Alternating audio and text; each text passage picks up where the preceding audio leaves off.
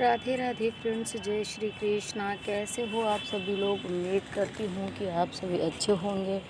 आज की वीडियो में हम लेकर आए हैं अपना वट सावित्री व्रत पूजा मैंने कैसे करी है वो सब आप सभी के साथ में शेयर करने वाली हूँ। अगर वीडियो पसंद आएगी तो लाइक कीजिएगा, फ्रेंड्स और फैमिली के साथ में शेयर कर दीजिएगा। और चैनल पर अगर आपने अभी तक सब्सक्राइब नहीं किया है तो चैनल को सब्सक्राइब कर लीजिएगा, साथ ही बेल आइकन को ऑल पर क्लिक कर दीजिएगा। उससे हमारे आने वाले सभी वीडियोज़ की नोटिफिकेशन आप सभी को आसानी से मिल जाया करेगी। तो देखिए, सबसे पहले हमें पैरों में आलता लगा लेना है, जिसको कहीं कहीं पर महावर भी कहते हैं। तो पैरों में महावर लगाना सुहाग का प्रतीक होता है। तो हाथों में मेहंदी, पैरों में महावर, ये सब चीज़ें आपको कर लेनी है। यदि आपने मेहंदी नहीं लगाई है तो कोई बात नहीं, आप नेल पॉलिश भी लगा सकते हैं हाथों में। और अपने पूजा करने से पहले 16 श्रृंगार आपको कर लेने चाहिए। तो यहाँ पर देखिए, चूड़ियाँ भी पहननी चाहिए। महावर मैं लगा रही हूँ, इस प्रकार से आप अपने पैरों में महावर लगा लीजिएगा। और उसके बाद में आपको पूड़ी बना लेनी है। और बरगद का, अगर आप घर पर कर रहे हैं पूजा, तो बरगद की डाली आपको एक दिन पहले ही लेकर आ जानी है। पूजा जिस दिन होती है उस दिन बरगद की डाली को नहीं तोड़ा जाता है, तो वो एक दिन पहले ही आप डाली लेकर आएँ। और हो सके तो आप जहाँ पर बरगद का वृक्ष है वहाँ पर जाकर ही इस पूजा को करें। आज मेरे साथ कोई जाने वाला नहीं था तो मैंने घर पर ही ये पूजा करी है। नेक्स्ट टाइम मैं आप सभी के साथ में बरगद के पेड़ के पास जाकर भी वीडियो शेयर करना चाहूँगी। तो यहाँ पर मैंने आलता लगा लिया है और हाथों को अच्छे से वॉश कर लेना चाहिए। मैंने हालांकि मैं जाती हूँ धुल कर आती हूँ, लेकिन मैंने तो ईयरबड से लगाया था। अगर आप फिंगर से लगाते हैं तो अच्छे से धुल कर आइए। मैं हाथ धुल कर आ गई हूँ। और उसके बाद मैं यहाँ पर चने लेकर आई हूँ, भीगे हुए चने। और फूल ज़रूर आपको पूजा में लेने हैं। अगर किसी कारणवश नहीं मिल पाते हैं तो फिर आप बिना फूलों के भी इस पूजा को आसानी से कर सकते हैं। और सबसे पहले हम यहाँ पर जल छिड़क देंगे और स्नान स्वरूप भगवान को स्नान करवाने के लिए। और एक बरगद के पत्ते पर मैंने गणेश जी और गौरी बनाकर रख लिए हैं। और एक बरगद का पत्ता मैंने लिया है, उससे हमें गहने भी बनाने होते हैं। तो गहना आप चाहें तो पत्ते को फोल्ड करके आप धागे में लपेट कर, कच्चा सूत हो और कलावा हो, कोई भी चीज़ हो दोनों में से, उससे आप अपने लिए गले के लिए मंगलसूत्र बना सकते हैं। या फिर आप हाथ में भी बांध सकते हैं। या फिर एक पत्ते को लेकर आप अपने बालों में गजरे के स्वरूप में भी लगा सकते हैं। तो यहाँ पर देखिए, फ़ैन चल रहा था अंदर कमरे में, तो इसलिए दिया जो है वो जला नहीं। और दिया सर्वप्रथम कोई भी हम पूजा करते हैं तो हम सबसे पहले दीप जला लेते हैं। और दीप को ज़मीन पर डायरेक्ट नहीं रखा जाता है। तो कोई भी पात्र ले लीजिए, उसमें आप दिए को प्रज्वलित करके रख लीजिए। अग्नि देवता हमारे पूजा के साक्षी होते हैं। और जहाँ पर हम गणपति जी और गौरा जी को विराजमान कराएंगे वहाँ पर हम एक स्वास्तिक बना लेंगे। आप चाहें तो चौक पूर लें या फिर आप रंगोली भी बना सकते हैं। मैं यहाँ पर स्वास्तिक बना रही हूँ। स्वास्तिक बहुत ही ज़्यादा शुभ माना जाता है और लक्ष्मी का प्रतीक होता है। तो मैं यहाँ पर हल्दी से स्वास्तिक बना रही हूँ। उसी के ऊपर गौरी जी और गणेश जी को विराजमान कराऊंगी। और बट वृक्ष की डाली को भी हमने गमले में रोप लिया है। आप चाहे तो नर्सरी से बट वृक्ष की डाली, बट वृक्ष का पौधा भी लेकर आ सकते हैं, अगर आपके आसपास में बट वृक्ष नहीं है तो। और सर्वप्रथम हम जल से छींटा देने के बाद यहाँ पर हल्दी और चंदन से तिलक लगाएंगे। श्री हरि विष्णु जी का वास माना जाता है बट वृक्ष में, तो इसलिए हमें हल्दी ज़रूर चढ़ानी होती है। और सुहाग और सौभाग्य का प्रतीक भी होती है हल्दी, इसलिए हल्दी पूजा में ज़रूर लगानी चाहिए। और उसके बाद एक मिट्टी के पात्र से आप जल ज़रूर सींचें। इस समय बहुत ज़्यादा जेठ महीने में ये पड़ती है, बट सावित्री का व्रत किया जाता है, बट अमावस, तो इसलिए जल का बहुत ही ज़्यादा विशेष महत्व होता है। मिट्टी का कोई पात्र आप किसी गरीब ब्राह्मण को दान भी कर सकते हैं।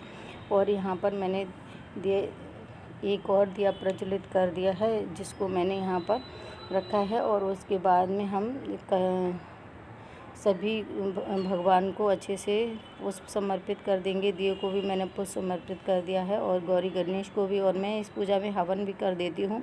तो आप भी कोई भी पूजा करें तो उसमें आपको हवन ज़रूर कर लेना चाहिए। तो मैं यहाँ पर हवन कर रही हूँ। तो मिट्टी का एक दिया लिया है, उसमें मैंने थोड़ी सी आम की लकड़ी थी उसको जला लिया। आप गाय के गोबर के उपले पर भी ये हवन कर सकते हैं।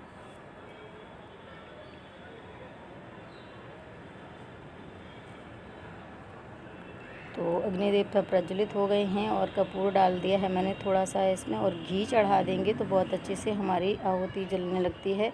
और बट वृक्ष को हम जनेऊ पहना देंगे। और यहाँ पर बिंदी के पत्ते हैं, सुहाग के सामान। और इस दिन बट वृक्ष को हवा भी पंखे से ज़रूर की जाती है। खजूर का पंखा लिया जाता है, 2 पंखे लिए जाते हैं, एक दान करने के लिए और एक अपने घर में रख लिया जाता है। तो मैंने यहाँ पर एक ही पंखा लिया हुआ है और मुझे मिला नहीं दूसरा पंखा, तो मैं एक ही पंखे से काम चला रही हूँ। और हवन में हम गणपति जी और गौरी मैया के नाम से आहुति दे देंगे। उसके बाद में यहाँ पर बरगद बनाए हैं, गोल गोल बरगद, मीठा आटा मार लिया जाता है और उसी से हम पूड़ी बनाते हैं सादे आटे से, और बरगद बनाते हैं मीठे आटे से। तो जैसे मैंने बनाए हैं इसी प्रकार से आप गोल गोल बना लीजिए। और कहीं कहीं पर गुलगुले या पुए भी बनाए जाते हैं, पर मेरे यहाँ पर बरगद बनाए जाते हैं। भीगे चने का बहुत महत्व होता है इस पूजा में। तो भीगे चने, एक रात पहले चने को, देसी चने को या काले चने को हम भिगो कर रख देते हैं पानी में, और उसके बाद सुबह में उससे पानी निकाल कर अच्छे से वॉश करके अपनी प्लेट में रख लेते हैं। और फल ज़रूर चढ़ाए जाते हैं इस पूजा में। उसके बाद हम एक पुष्प ले लेंगे हाथ में और थोड़े चने ले लेंगे और कथा सुन लेंगे। तो मैंने देखिए कथा यहाँ पर नहीं सुनाई है क्योंकि वीडियो ऑलरेडी बहुत ज़्यादा बड़ी है। तो कथा इस व्रत में सुनना बहुत ही ज़रूरी होती है। सत्यवान और सावित्री के विषय में ये पूजा होती है। सावित्री ने सत्यवान के प्राणों को यमराज से बचाकर छुड़ाकर लाया था, तो उन्हीं के ऊपर ये हमारी पूजा होती है। तो उसी दिन से ये जो सुहागिन महिलाएं हैं ये पूजा करती हैं अपने पति की लंबी आयु के लिए। और यहाँ पर हमें सुहाग की सामग्री चढ़ाई हैं, और कोई भी आप पूजा करें तो उसमें सुहाग की सामग्री चढ़ाना अति आवश्यक होता है। तो आप सुहाग की सामग्री ज़रूर चढ़ाएं। और सबसे आखिर में आपको आरती करनी है। जो भी आपको आरती आती हो वो आप कर सकते हैं। आप चाहे तो लक्ष्मी मैया की आरती करें, गणपति जी की आरती करें, या श्री हरि विष्णु जी की ओम जय जगदीश हरे आरती कर लें। जो भी आपको आती हो वो आप आरती कर लें।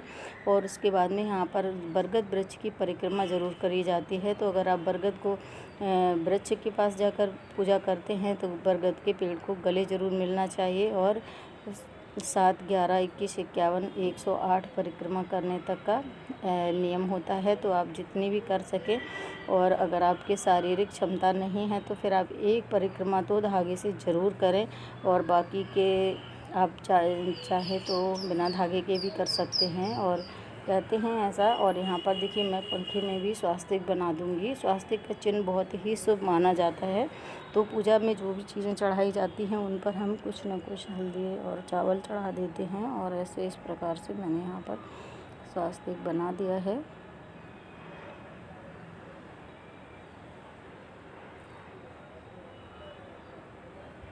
अब हम कलावा ले लेंगे और कलावे से ही हम परिक्रमा करेंगे।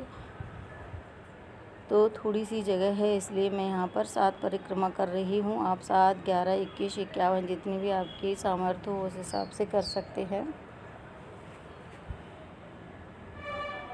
और मेरे पास यहाँ पर जगह भी मैंने सही से नहीं बनाई, तो जगह भी कम है परिक्रमा करने के लिए।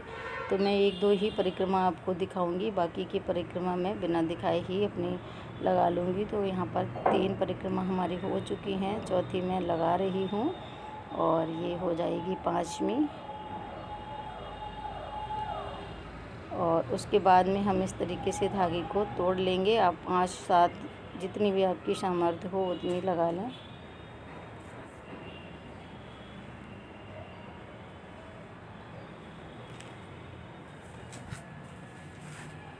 तो यहाँ पर हमारी पूजा जो है वो समाप्त हो चुकी है। उसके बाद में हमारे यहाँ पर जो चने हम जल में भिगो कर रखते हैं, तो जितनी हमने परिक्रमा लगाई होती है 7, 11, 21 उतने ही हमें दाने निगलने होते हैं। तो मैं यहाँ पर 7 परिक्रमा लगाई हूँ। तो मैंने 7 दाने जो हैं चने के भीगे हुए चने को चबाकर नहीं ऐसे ही निगला जाता है, लेकिन आप अपने यहाँ के रिवाज के हिसाब से कीजिएगा कि आपके यहाँ पर कैसे किया जाता है। मेरे यहाँ पर इसी प्रकार से की जाती है, तो मैं इसलिए यहाँ पर इस प्रकार से कर रही हूँ। मैंने अपनी जो विधि है वो शेयर करी है। मेरे यहाँ पर मैं कैसे पूजा करती हूँ वो आप सभी के साथ में शेयर करा है। तो आई होप कि वीडियो पसंद आई होगी। अगर पसंद आई है तो कमेंट बॉक्स में राधे राधे लिख दीजिएगा। अगर आपका कोई प्रश्न है, कोई क्वेरी है तो आप ज़रूर लिख दीजिएगा कमेंट बॉक्स में, मैं सभी के जवाब दूंगी। और पूजा के बाद आप क्षमा प्रार्थना ज़रूर करें हाथ जोड़कर, और दक्षिणा ज़रूर चढ़ाएं। मैंने दक्षिणा चढ़ाई है, लेकिन आप सभी को शायद दिखा नहीं पाया होगा। तो यहाँ पर देखिए मंगलसूत्र कैसे बनाते हैं वो मैंने आपको दिखा नहीं पाया, तो मैं आपको दोबारा से बनाकर दिखा दे रही हूँ। और इसको हम पूजा में ही रख देते हैं, और ये मैं दूसरा बनाकर दिखा रही हूँ। पूजा में रखा हुआ जब तक हम पूजा करते हैं तब तक हम बरगद वृक्ष के पास चढ़ा देते हैं, और उसके बाद में उठाकर हम, या फिर आप 2 भी बना सकते हैं, एक भगवान को समर्पित कर दीजिए और एक स्वयं पहन लीजिए। तो देखिए इस तरीके से आप बरगद के वृक्ष में इसको पहना दें, और उसके बाद जब पूजा आपकी समाप्त हो जाएगी तब वहाँ से भगवान जी का आशीर्वाद लेकर और माता रानी से सुहाग भी लिया जाता है। तो इस प्रकार से आप लेकर और अपने गले में पहन सकते हैं, या फिर आप चाहें तो अपने हाथ में भी पहन सकते हैं। तो देखिए इस तरीके से अगर थोड़ा बड़ा बनाएंगे तो आप गले में पहन लीजिएगा, गांठ लगा लीजिएगा। ये आपको एक दिन पहने, कई सारी महिलाएं तो काफ़ी दिनों तक पहन कर रखती हैं इसको। तो जब तक ये निकल कर टूट नहीं जाता तब तक ये लोग पहनती हैं। आप के पास अगर ज़्यादा टाइम के लिए नहीं पहन सकते हैं तो कम से कम आज का दिन तो आपको पहन कर रखना ही है। अगले दिन अगर अच्छा दिन है तो आप इसको उतार कर कहीं भी जल में विसर्जित कर सकते हैं। तो यहाँ पर हमारी पूजा हो चुकी है, और हम भगवान से प्रार्थना करेंगे, अपने पति की सुहाग की लंबी आयु की प्रार्थना करेंगे, भूल चूक की माफ़ी मांग लेंगे। और यहाँ पर देख सकते हैं ये हमने इस प्रकार से पूजा करी है। तो आई होप कि वीडियो पसंद आई होगी। मिलते हैं नेक्स्ट वीडियो में, तब तक के लिए राधे राधे।